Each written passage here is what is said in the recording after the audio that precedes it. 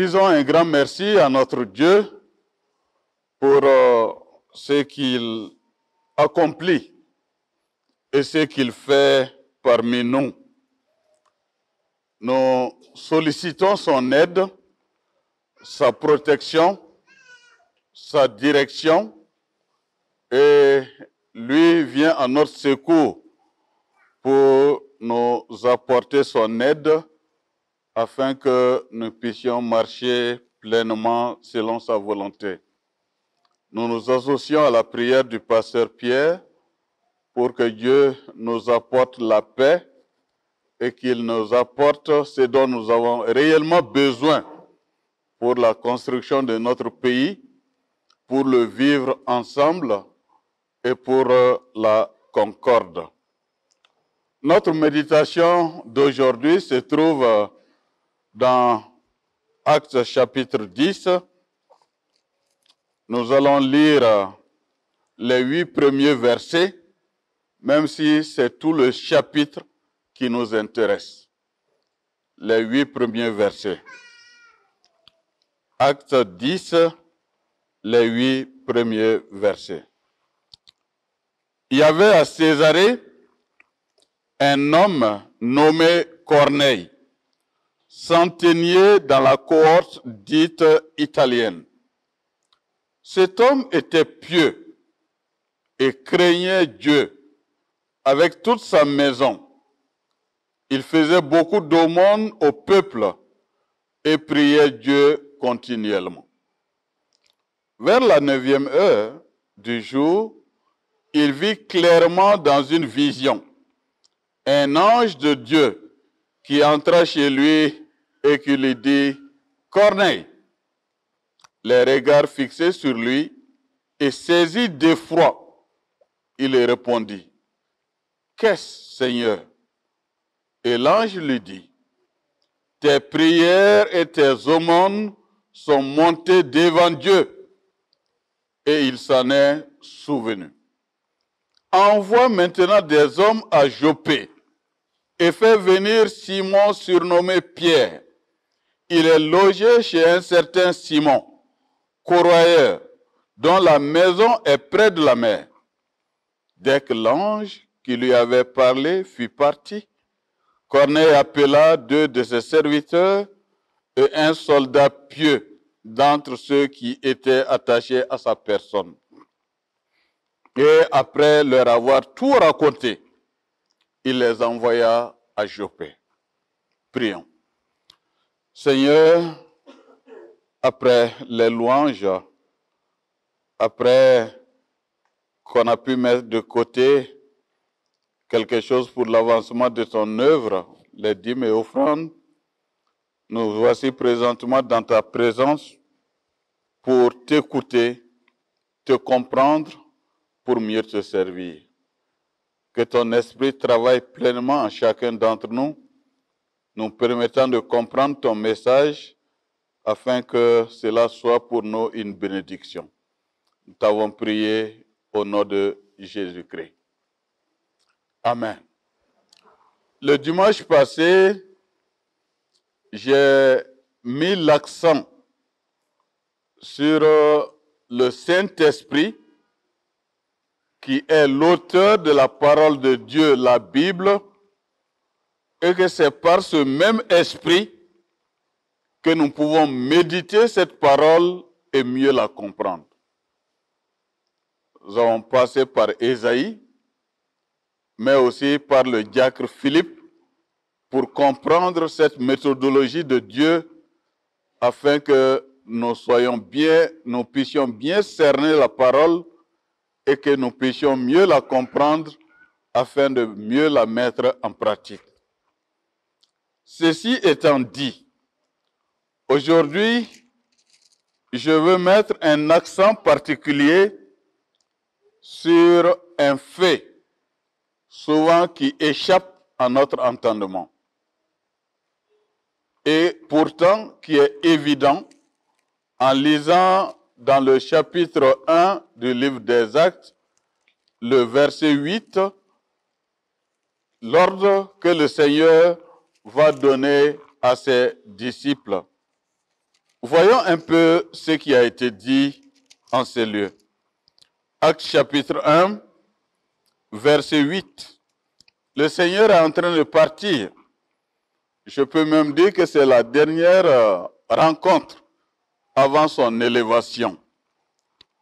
Il va leur dire, mais vous recevrez une puissance, le Saint-Esprit survenant sur vous, et vous serez mes témoins à Jérusalem, dans toute la Judée, dans la Samarie et jusqu'aux extrémités de la terre. De ce verset se dégagent aisément trois parties d'action de l'Esprit de Dieu. Et l'ordre a été donné pour qu'on aille annoncer la bonne nouvelle du salut en Jésus-Christ. Et que cette bonne nouvelle puisse être prêchée à Jérusalem, dans toute la Judée, avec comme centre Jérusalem. Mais au-delà de Judée et de Jérusalem, que cela arrive en Samarie. Et nous dirons pourquoi. Et au-delà de Samarie, que cela aille jusqu'aux extrémités de la terre. Donc parmi les païens, les non-juifs. En fait, ceci va se concrétiser. Puisqu'après avoir dit cela, le verset 9 dit qu'il fut élevé. Les disciples vont se retrouver à Jérusalem dans la chambre haute. Et il y aura un grand événement, l'avènement du Saint-Esprit. Ceci a été bien commenté par le pasteur Pierre. Quand ils étaient là réunis, l'Esprit de Dieu descend et donne la possibilité à chaque disciple de parler en des langues pour tous les peuples qui étaient réunis en séjour en Jérusalem. Et face à ce grand bruit, face à cette diversité de langues, le peuple ayant accru, pour Pierre encore lui, aura la faveur, au nom des autres, de se lever pour prêcher l'évangile dans toute sa pureté. Bien que certains se sont moqués qu'ils soient remplis de vin doux, cela ne manquera jamais. Mais il a prêché la bonne parole, comme pour dire c'est Jésus-Christ, avec lequel nous avons marché 3 ans durant. Ce Jésus-Christ a été crucifié. Vous l'avez crucifié, mais il est ressuscité et il est auprès de Dieu le Père. Et quiconque croit en lui aura la vie éternelle. Ce jour, 3000 personnes se sont ajoutées à l'église. Et le texte va continuer à dire que jour après jour, le peuple allait grandissant parce que ceux qui entendaient l'évangile se donnaient à Jésus-Christ. Mais la chose était tellement intéressante et que les disciples ont failli ne plus quitter Jérusalem et la Judée. Il a fallu qu'en l'an 70, après Jésus-Christ, il y ait une grande persécution pour qu'ils sortent de Jérusalem et de Juda, qu'ils aillent au loin et au près, et en allant prêcher l'évangile. C'est dans ce contexte que le diacre Philippe a rencontré l'eunuque éthiopien. De leur conversation est sortie la conversion et le baptême de cet homme qui était venu aussi à Jérusalem. Et tout joyeux, il est rentré chez lui. Mais au chapitre 8, les versets 14 au verset 17, il y a une situation aussi particulière qui est là. Les Samaritains ont eux aussi commencé à recevoir l'évangile après cette persécution.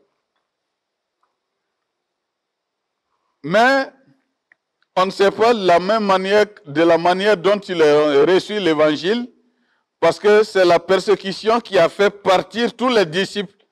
Pas tous, mais quelques-uns, mais les fidèles se sont dispersés et ont commencé à annoncer la foi en Jésus-Christ. Et des Samaritains se sont convertis.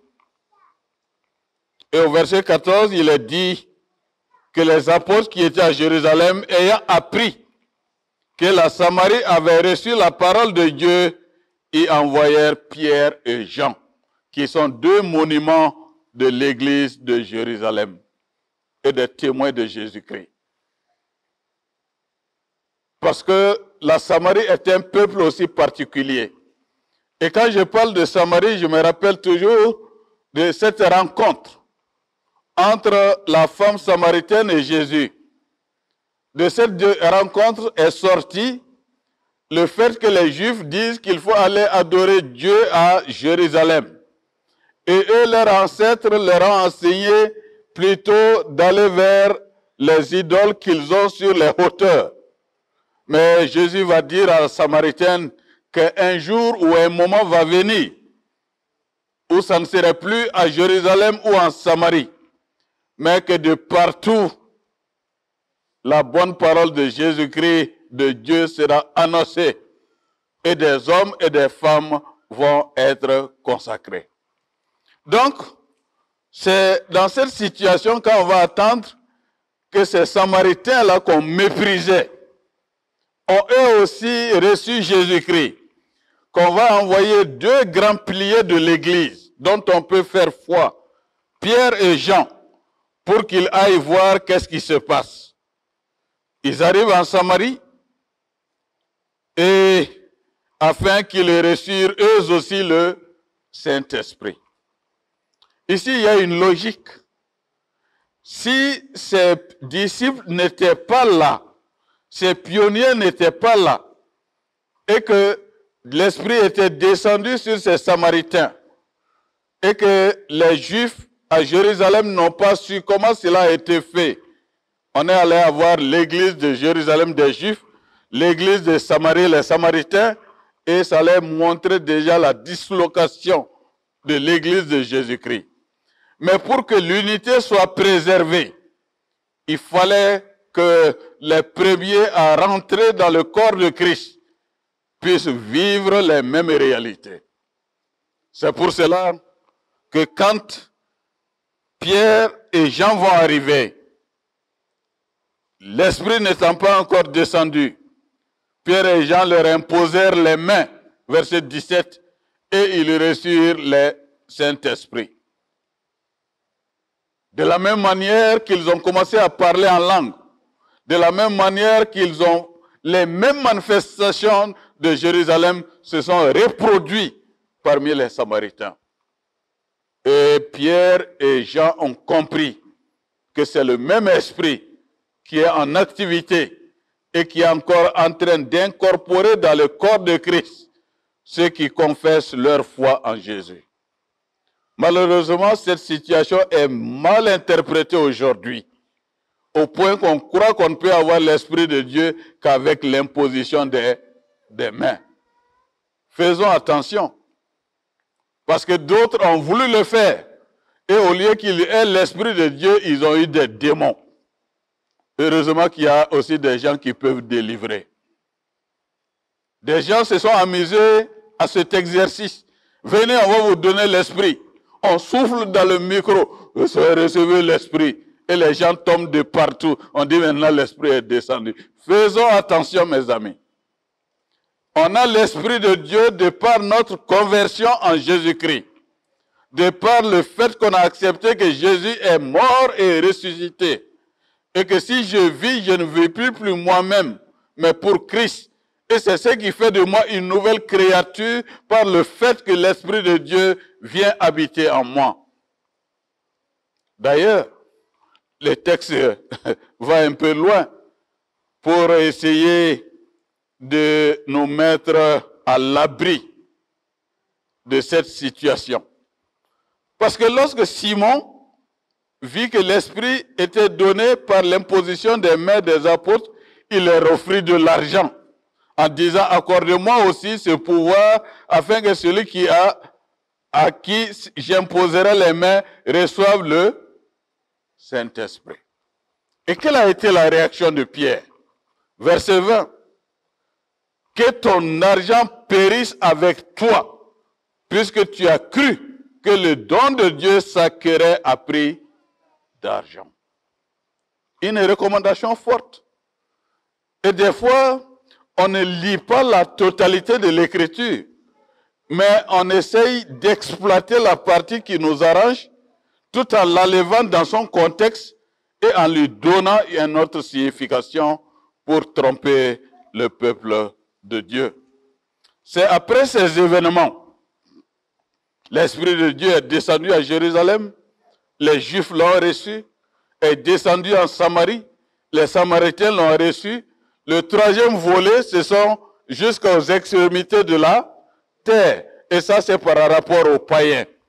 Comment est-ce que Dieu va s'y prendre pour que les mêmes réalités vues à Jérusalem, vues en Samarie, puissent être vues aussi avec les païens, afin de pouvoir préserver l'unité du corps de Christ et de l'Église, pour qu'on sache que le même esprit qui agit à Jérusalem et qui a agi avec les disciples, a agi aussi en Samarie, et c'est le même esprit qui va agir aussi parmi les païens.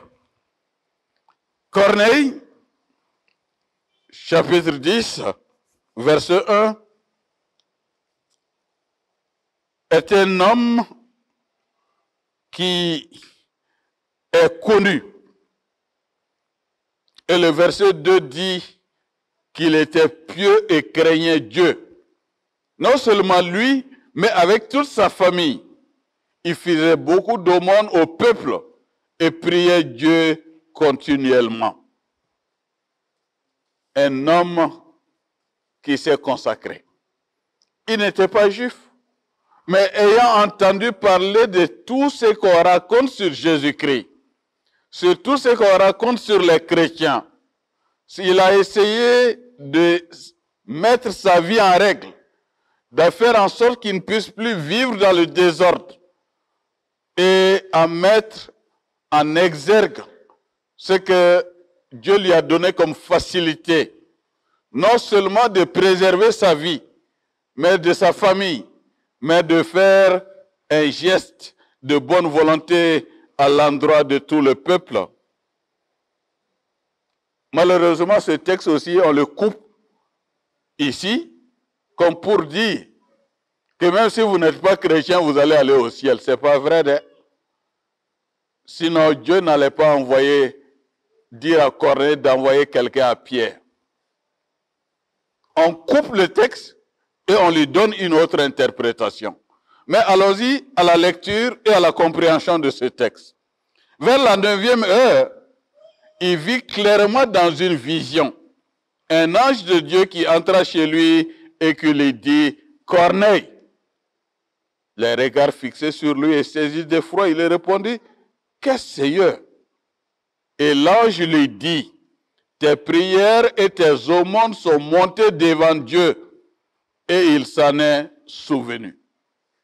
Mais il n'est pas dit, tes offrandes et tes prières sont montées jusqu'à Dieu, et tu es sauvé.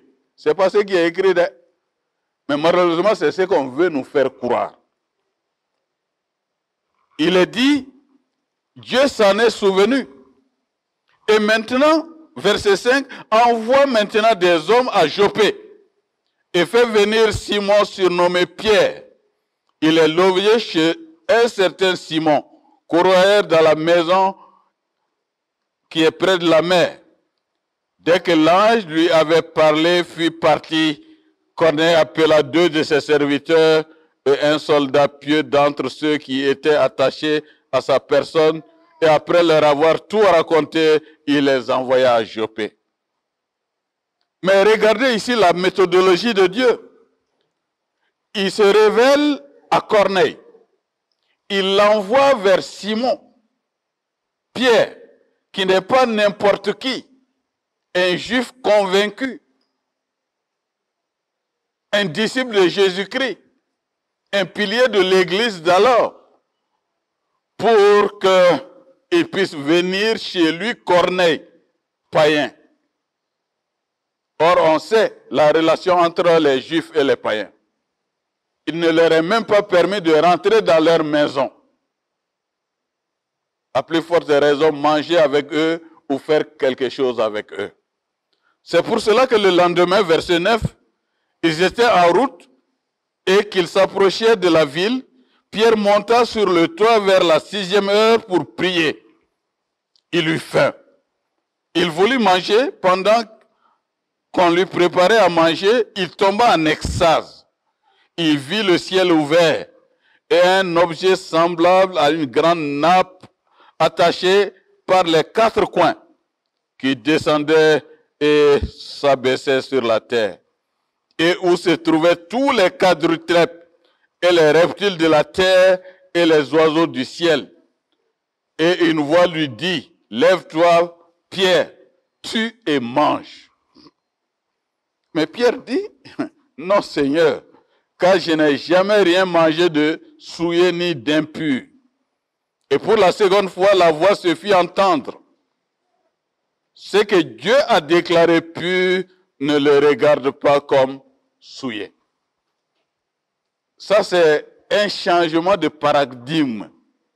Quand vous lisez l'Ancien Testament, lors du voyage des enfants d'Israël d'Égypte à la terre promise, beaucoup de choses étaient interdites aux enfants d'Israël. Parmi les choses qu'on devait manger, des oiseaux aux animaux, il y a des choses qu'ils ne devaient pas manger. Et c'est ce que Pierre voit dans la nappe. Et l'Esprit lui dit, prends, tue et mange. Et il dit, mais non, Seigneur, je n'ai jamais fait ça. Mais il lui révèle le fait qu'il y a eu un changement. Et ce qui lui était interdit hier lui est permis aujourd'hui. Et lui déclare ce que Dieu a déclaré pur ne le déclare plus souillé. Et dès lors, les chrétiens se sont mis à tuer les porcs et les cochons, ils les mangent allègrement. N'est-ce pas, Pierre?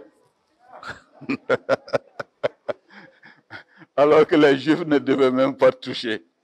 Mais quand Dieu déclare que c'est pur, on peut maintenant toucher. Et je pense que souvent, il y a ce manque d'enseignement. Que se fait-il qu'aujourd'hui, que ce qui était interdit aux Juifs dans l'Ancien Testament est devenu possible aujourd'hui, faisable aujourd'hui avec les chrétiens? C'est à cause de la purification que Jésus a apportée sur la croix. Non seulement qu'il a purifié le ciel et la terre, mais qu'il a rendu les choses à leur position normale à ceux qui croient en Jésus-Christ. Cela arriva jusqu'à 3 fois, et aussitôt après, l'objet fut retiré dans le ciel. Je dis qu'il y a toute une pédagogie ici. Voilà que Dieu demande à Corneille d'aller appeler Simon, Pierre, pour qu'il vienne chez lui, Corneille. Mais si il n'y avait pas eu cette révélation faite à Pierre, je me demande comment est-ce que les envoyés de Corneille allaient convaincre Pierre de quitter ces lieux pour venir chez Corneille. Notre Dieu n'est pas un Dieu du désordre. Il prévient aussi Pierre sur l'avènement des choses à venir et prépare son cœur à accepter cette invitation qui va lui être faite. Et c'est pour cela que quand les envoyés de Corneille vont arriver, il n'y aura pas beaucoup de problèmes. Mais malheureusement, cette situation aussi prise aujourd'hui d'une manière difficile. Dieu m'a dit. C'est devenu populaire aujourd'hui. Quand quelqu'un veut exiger quelque chose de vous, l'ancien Jacob, c'est Dieu qui m'envoie vers vous. Comme pour te dire, tu ne peux pas refuser ce que je vais te demander. Et ça devient tragique entre les jeunes garçons et les jeunes filles aujourd'hui. Quand un garçon vient voir une fille, Dieu m'a dit de te marier. Je ne raconte pas des bobards. sont des choses que j'ai vécues, que j'ai vues et que j'ai réparées. J'ai rencontré une sœur qui était carrément déboussolée. Elle n'avait aucun regard pour cet homme. Elle ne l'aimait pas. Et cet homme vient lui dire, Dieu m'a dit que c'est toi que je dois marier. À la question et à la réflexion, est-ce que Dieu t'avait dit que quelqu'un va venir te dire ce message? Non. Je dis donc, si Dieu ne t'a rien dit, ne t'a pas préparé pour cela, reste tel que tu es. Il est en train de mentir. Sinon, Dieu allait te préparer et faire en sorte que le jour où ce garçon allait s'adresser à toi, tu sois tellement convaincu que c'est Dieu qui l'a envoyé qu'il n'y aurait aucune difficulté. Et le fait que tu as des difficultés et que cette paix intérieure que l'Esprit de Dieu donne n'y est plus, ça veut dire que ça ne vient pas de Dieu. Un autre est venu voir un jour le pasteur Kassoum Keita pour me dire, Dieu m'a envoyé vers vous. Je dis, ah, ça c'est bien, asseyez-vous. Ils se sont assis, ils disent, bon, dis-moi maintenant qu'est-ce que Dieu t'a dit. Dieu m'a dit que tu dois changer. Oui, ça aussi c'est bien. Mais qu'est-ce que je suis en train de faire et que je dois changer? Ah, il ne m'a pas dit ça. Mais moi, je vais aller dans quelle direction? Je dois changer vers où? Donc, va encore voir ton Dieu là, pour qu'il te dise clairement par où je dois partir. Parce que moi, il ne m'a pas avisé que toi, tu viendras, et il ne m'a même pas dit que je dois changer. Donc, faisons attention, mes amis. Il y a beaucoup de doctrines aujourd'hui, beaucoup d'enseignements aujourd'hui qui sont là pour nous dévier de la bonne doctrine et du vrai enseignement que Dieu a donné à travers sa parole. Maintenant que Pierre a été préparé et qu'il a reçu de Dieu des avertissements, Pierre, verset 17, tandis que Pierre ne savait en lui-même que penser du sens de la vision qu'il avait eue, voici les hommes envoyés par Corneille s'étant informés de la maison de Simon se présentèrent à la porte et demandèrent à haute voix si c'était là que logeait Simon surnommé Pierre. Et comme Pierre était à réfléchir sur la vision, l'Esprit lui dit, voici 3 hommes te demandent. Lève-toi, descends et pars avec eux sans hésiter, car c'est moi qui les ai envoyés. Mes chers amis, c'est vraiment facile à comprendre et à discerner ce qui vient de Dieu et ce qui ne vient pas de Dieu. Si vous connaissez sa parole et que son esprit continue à travailler avec vous, vous allez avoir le soupçon comme un avertissement pour dire que c'est vrai ou c'est faux. Oui, Pierre va descendre, va dire à ces hommes, voici je suis celui que vous cherchez, quel est le motif qui vous amène? Corneille, centenier, homme juste et craignant Dieu, et de qui toute la nation des Juifs rend un bon témoignage, a été divinement averti par un saint ange de te faire venir dans sa maison et d'entendre tes paroles. Pierre ne pose aucune difficulté, parce qu'il est préparé. Pierre les fit donc entrer, les logea et le lendemain il se leva et partit avec eux. Quelques-uns des frères de Jopé l'accompagnèrent. Ils vont arriver à Césarée le jour suivant. Et quand il va rentrer dans la maison de Corneille, qui était allé au-devant de lui, tomba à ses pieds et se prosterna. Pierre le releva en disant, lève-toi, moi aussi je suis un homme.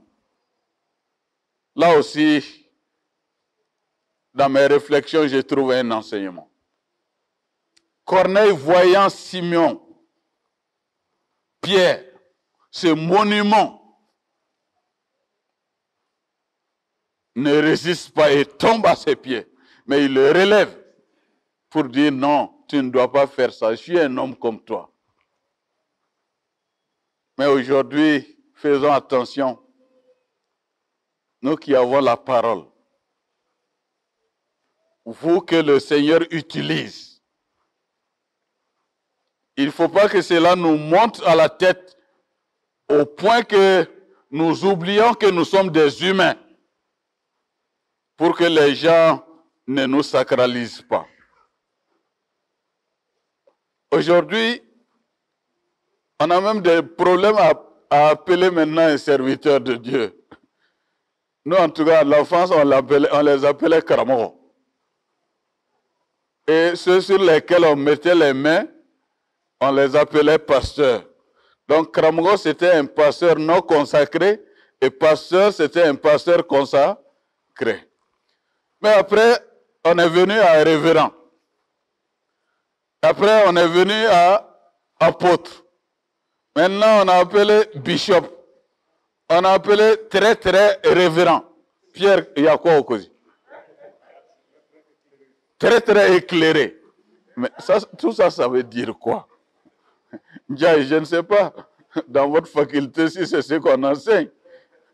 Mais je suis surpris par tous les mots aujourd'hui.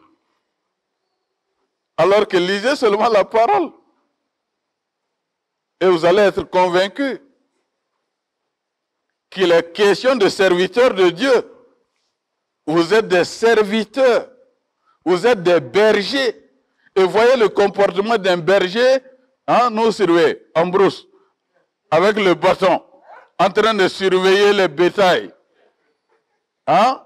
La pluie est là, tout est là, mais il est derrière le bétail, faisant en sorte qu'il puisse bien manger, faisant en sorte qu'il soit bien protégé, pour qu'il ait un bon nom, quand on va voir la manière dont les bœufs sont nourris. Mais aujourd'hui, on semble perdre cela de vue, et c'est nous qui voulons être bien nourris aux dépens de ceux qui doivent être nourris par notre assistance. Non, il met les choses à leur endroit pour dire, lève-toi, car je suis moi aussi un homme. Et il va leur dire, vous savez qu'il est défendu à un juif de lier avec un étranger ou d'entrer chez lui. Mais Dieu m'a appris à ne regarder aucun homme comme souillé et impur. Une autre leçon. L'Esprit de Dieu nous sanctifie, n'est-ce pas? C'est Dieu qui purifie. De par la présence de l'Esprit en nous, de par notre conversion. Et nous devons laisser cela à Dieu pour continuer avec la mission qu'il nous a donnée d'annoncer l'évangile et de lui laisser le reste, lui fera le reste. Mais, quand Dieu lui a dit ça, il dit au verset 29, c'est pourquoi, ça aussi c'est important, c'est pourquoi, ce que Dieu a fait là, c'est dû à cela que je n'ai pas eu d'objection à venir, puisque vous m'avez appelé. Je vous demande donc pour quel motif vous m'avez envoyé chercher. Il y a 4 jours, à cette heure-ci, Corneille va commencer à raconter l'expérience qu'il a vécue. Et le verset 34, qui est en réalité le thème de notre réflexion, va dire ceci. En vérité, je reconnais que Dieu ne fait point exception de personne. Mais qu'en toute nation, celui qui le craint et qui pratique la justice lui est agréable. Il a envoyé la parole aux fils d'Israël en leur annonçant la paix par Jésus, qui est le Seigneur de tous. Vous savez ce qui est arrivé dans toute la Judée. Et Pierre va commencer à leur annoncer la bonne nouvelle du salut, du ministère de Jésus-Christ, sa mort et sa résurrection. Il arrive à un moment donné qu'il dit, Dieu l'a ressuscité. Il a permis qu'il apparût, non à tout le peuple, mais aux témoins choisis d'avance par Dieu, à nous qui avons mangé et bu avec lui. Et Jésus nous a ordonné de prêcher au peuple et d'attester que c'est lui qui était établi par Dieu, juge des vivants et des morts. Tous les prophètes rendent de lui le témoignage que quiconque croit en lui reçoit par son nom le pardon des péchés. Et quelque chose va se produire. C'est ce qu'on attendait. Ce qui s'est passé à Jérusalem, ce qui s'est passé parmi les Samaritains va se produire. Verset 44, comme Pierre prononçait encore ces mots, le Saint-Esprit descendit sur tous ceux qui écoutaient la parole. Ici, on ne parle même pas d'imposition de main. N'est-ce pas? On ne dit pas que Pierre a dit, bon, maintenant, l'heure est arrivée, regroupez-vous, je vais mettre ma main sur vous et prier pour que vous ayez l'esprit de... Mais c'est en continuant dans la parole que les gens qui écoutaient ont commencé à boire cette parole, à malaxer cette parole, à digérer cette parole. À un moment donné, étaient tous convaincus de ce que Jésus a accompli pour eux sur la croix, la vraie conversion, et aussitôt l'Esprit de Dieu est descendu. Tous les fidèles circoncis qui étaient venus avec Pierre furent étonnés de ce que le don du Saint-Esprit était aussi répandu sur les païens, était aussi important. Ce qui s'est passé à Jérusalem, en Samarie, s'est aussi produit chez les païens. Car ils les attendaient parler en langue et glorifier Dieu. Alors Pierre dit, peut-on refuser l'eau de baptême à ceux qui ont reçu le Saint-Esprit aussi bien que nous? Et il ordonna qu'ils fussent baptisés au nom de Jésus, du Seigneur, sur quoi ils le prièrent de rester quelques jours avec eux. Oui, l'Esprit de Dieu est le même, de partout, agissant et travaillant pour consolider l'unité de l'Église, pour consolider l'unité du corps de Christ et faire en sorte que nous puissions aller dans la même direction. Mes chers amis, en terminant mes réflexions de ce matin, je vous demande de jeter aussi un regard favorable sur Matthieu chapitre 19, les versets 16 à 26. Parce qu'il y a un autre phénomène qui se pose. Matthieu 19, les versets 16 à 26. Il y a un homme qui s'approche de Jésus et lui dit, « Maître, que dois-je faire de bon pour avoir la vie éternelle ?» Il lui répondit, « Pourquoi m'interroges-tu sur ce qui est bon? Un seul est bon. Si tu veux entrer dans la vie, observe les commandements, lesquels, lui dit-il. Et Jésus répondit, tu ne tueras point, tu ne commettras point d'adultère, tu ne déroberas point, tu ne diras point de faux témoignages, honore ton père et ta mère, et tu aimeras ton prochain comme toi-même. Le jeune homme lui dit, j'ai observé toutes ces choses, que me manque-t-il encore? Quelle fierté! Et Jésus lui dit, si tu veux être parfait, comme tu sembles me le montrer, ça c'est pas écrit, hein, c'est moi qui ai dit ça. Va, ce que tu possèdes, donne-le aux pauvres et tu auras un trésor dans le ciel. Puis viens et suis-moi. Après avoir entendu ces paroles, le jeune homme s'en alla tout triste car il avait de grands biens. Quelle est la différence entre cet homme et Corneille? Ça, c'est une bonne réflexion que je vous donne. Beaucoup de choses, de bonnes choses ont été dites sur Corneille, n'est-ce pas?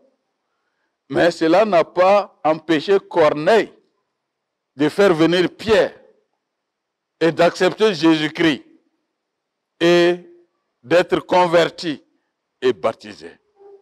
Mais cet homme aussi avoir ce qu'il fait est déjà beaucoup, même pour nous qui sommes chrétiens. Je peux dire qu'il nous dépasse d'une manière ou d'une autre.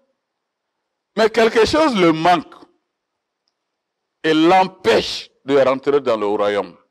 C'est quoi?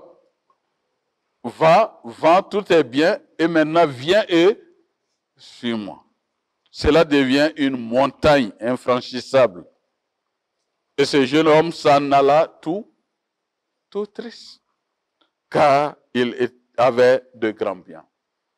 Mes chers amis, faisons en sorte que quelque chose ne vienne à remplacer Dieu dans nos réflexions. Dieu lui-même lui dira qu'il est jaloux. Il veut qu'il soit seul. Il n'a pas besoin qu'on y ajoute quelque chose. Même si dans les sectes, on va vous dire que ça ne fait rien, ça ne gâte pas votre chrétienté. Mais quand vous ajoutez autre chose à Jésus-Christ, vous avez commencé déjà à déraper. Parce que Jésus suffit. Jésus suffit. Et Jésus va dire alors à ses disciples, en vérité, un riche entrera difficilement dans le royaume des cieux, mais il ne dit pas qu'un riche n'entrera pas. Il dit difficilement. Et il utilise un autre mot qui est mal compris aujourd'hui. Je vous le dis, il est plus facile à un chameau de passer par le trou d'une aiguille qu'à un riche d'entrer dans le royaume de Dieu. Et les gens vont me prendre l'aiguille là, hein, à coudre. Ça, c'est encore ne pas connaître la situation. Jérusalem était entourée par une grande muraille, n'est-ce pas? Avec une grande porte qu'on ouvre le jour et tombé du soleil, on ferme. Et il y avait des trous dans les murailles qu'on ferme. Quand un étranger venait la nuit, il rentrait par ce trou-là. Et c'est ce qu'on appelle les trous d'aiguille. Et vous voyez un chameau qui doit ramper pour rentrer par cette porte-là. Il y a la difficulté, mais pas l'impossibilité. Que le Seigneur nous aide à mieux comprendre sa parole afin d'être nourris et enrichis. Rien ne doit prendre la place de Dieu dans notre vie pour avoir l'Esprit de Dieu et être incorporé dans le corps de Christ. Ayons l'Esprit de Dieu. Et cela par la vraie conversion. Et cela nous incorpore à Christ et nous donne la possibilité de réaliser le désir de Dieu et le plan de Dieu. Que le Seigneur vous fortifie et que le Seigneur continue à nous bénir tous afin que nous puissions toujours sortir enrichis de sa connaissance et être des hommes et des femmes que Dieu peut pleinement utiliser. Que le Seigneur vous bénisse et nous fortifie.